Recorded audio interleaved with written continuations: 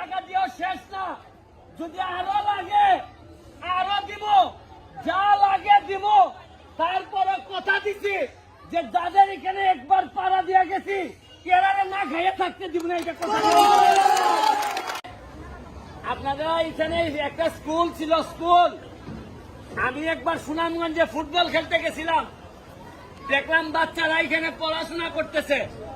আমি 10,000 টাকা দিয়ে গেছিলাম মিষ্টি খাওয়ার জন্য।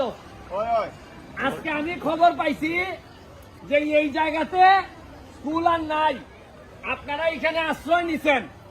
আমি যখন আপনাদের এই স্কুলের নাম শুনছি, যে এই জায়গায় আমি গেছিলাম, আমারে 2-3 জন এখানে ফোন দেওয়ার পর আমার আর জানে মানে নাই যে আমি আপনাদেরকে না দেখতে থাকি। আমি 150 কিলোমিটার দূর থেকে আপনাদের জন্য আইছি, 150 কিলোমিটার দূর আমার হবিগঞ্জ থেকে। আমি আপনাদের জন্য 500 প্যাকেট খাবার নিয়ে আইছি। সারা বাংলাদেশের মানুষ আমার কাছে টাকা পাঠাইতেছে, বলতেছে আমি যেন আপনাদেরকে খাবার দেই, সহযোগিতা দেই। আমি এই জন্য আপনাদের কাছে আসছি।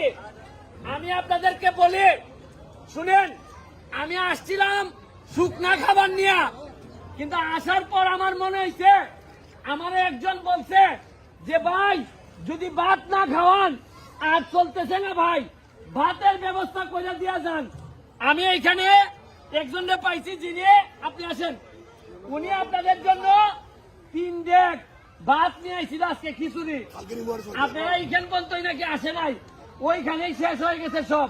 শুনে আমার কষ্ট লাগছে। এখানে চেয়ারম্যান সাহেব আছে আপনাদের, আমি আপনাদেরকে বলতে চাই, এই 500 প্যাকেট শুকনা খাবারের সাথে সাথে আপনাদের এখানে আরো অন্তত 1 সপ্তাহ খাবারের জন্য আমি 1 লক্ষ টাকা আপনাদের কাছে দিয়ে যাচ্ছি। আমি 1 লক্ষ টাকা দিয়েও শেষ না, যদি আরো লাগে আরো দিব, যা লাগে দিব।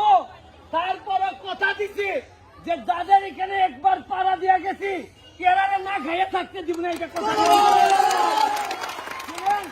মনে রাখেন, বিপদ কখন আছে কেউ জানে না। আজকে সুনামগঞ্জের উপর যে বিপদ আইছে, আমি হবিগঞ্জের মানুষ আইছি। আগামী বছরে আমার মা বোন পানিবন্দী থাকতে পারে, আপনারা যাবেন সাহায্য করতে। এইটারই বলে মানুষ এবং মনুষ্যত্ব। আপনারা টেনশন করবেন না, আপনারা বেশি দিন আল্লাহ পরীক্ষা নেয় না, বেশি দিন না, এই পানি নেমে যাবে, আমরা আবার ফেরত যাব। তবে মনে রাখেন, এইরকম দুঃসময়ে আপনাদের এলাকার যেসব মানুষ আপনাদেরকে সহযোগিতার জন্য আসে নাই, তাদের কথা আপনাদের হৃদয় কোনোদিন ভুলবেন না। এইটাই সময়। শুনেন, শুধু বিয়ে শাদী করার জন্য, বিয়ে শাদীর অনুষ্ঠানে না, মানুষ যখন বিপদে পড়ে তখন একজন নেতা হিসাবে, একজন এলাকার মানুষ হিসাবে আশা বলে আমি মনে করি। আপনাদেরকে একটা দুঃখের কথা বলি, ঢাকাতে আমি একজন সুনামগঞ্জের লোকের সাথে আমার কথা হয়েছে। আমি তারে বলছি গত সপ্তাহে যে সুনামগঞ্জের অবস্থা খুব খারাপ, চলো সুনামগঞ্জে যাই, মানুষকে সহযোগিতা করি। আমি নাম বলবো না, আপনার এলাকার এক লোক বলে সুনামগঞ্জে যাওয়ার দরকার নাই, রাস্তাঘাট বন্ধ, এগুলা সরকারে দেখবে, এগুলো আমরা চিন্তা করে লাভ নাই। তখন আমি বলছি, নিজের এলাকার মানুষের পানির তলে রাখা যারা অন্য এলাকায় বসে থাকে, তারাই এই এলাকার কৃতি সন্তান কোনোদিন হইতে পারে। এই জন্যই বলি, মানুষ চিন্তা রাখেন, আমি এই জায়গায় কোনোদিন ফেরত আবার নাও আসতে পারি, আপনার সাথে আমার দেখা নাও হইতে পারে।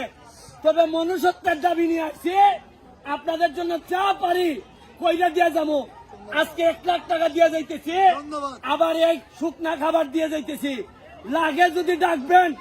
আরে সাইজে আমি 5 ফুট 8 ইঞ্চি হইতে পারি, কিন্তু কলিজাটা আমার পুরা শরীরের চেয়ে বড়। আমি তরুণদেরকে বলি, পড়াশোনা করেন, পড়াশোনা করলে যদি জজ ব্যারিস্টার হইতে পারেন, তাইলে নিজের এলাকার মানুষের জন্য করতে পারবেন।